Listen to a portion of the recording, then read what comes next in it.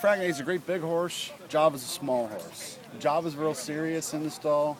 Frac Daddy's more of a play with you. But he's getting more mature every day. So yeah, they're definitely polar opposites. And he was off to kind of a slow start this year. You said he grabbed a quarter in a race, but he does seem like he's developing at the right time. Yeah, you know what? When we wheeled him back in Arkansas, we knew in the Florida Derby it was going to be tough to even be competitive because he'd been off too long. But we felt like we would get more of a line on him and even have a chance of getting a few points if he ran well. And he didn't run well there. And then wheeling him back, I think the race coming right back was good for him because he's a horse that needed to run. And I gave Victor instructions to keep him outside because wanted to keep his face clear. Mm-hmm. Tends to get a little upset when he gets a bunch of dirt in his face. Although he had handled it fine in the fall last year, for some reason this year he hadn't handled much adversity. But he seems like he's getting there, and physically he's all there. Mentally, that's another story. So now you're facing a 20-horse field. What do you think? I mean, what's your anticipation of how you're going to get him mentally in the right place? Well, it's real simple for Victor. Just let him roll.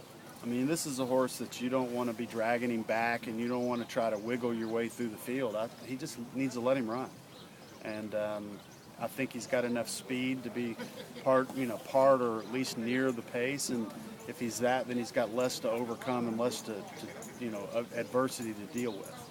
So I think that the new system has kept a lot of the speed horses out, and it looks like to me that the pace is going to be more reasonable because the current form's more important right now. The numbers or the point system is made so the current races are the ones that are going to get in. So I think that can be a positive. And then regarding Java's War, it was a phenomenal run there in the bluegrass. What did that tell you about this horse in this distance? Well, you're late. You're so late. I was watching your horses breeze upstairs. I had a good idea he'd handle that really well. He's just a really, really smart type too.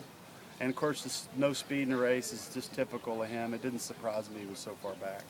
But he has got a world of class, and that race was pretty special. I like winning that one. It was tough, 14 horses, so he overcame a lot. What about the point system? You talked a little bit about the point system. Overall, do you think it's been good, or do you not like it? I like it. I think it's a good thing.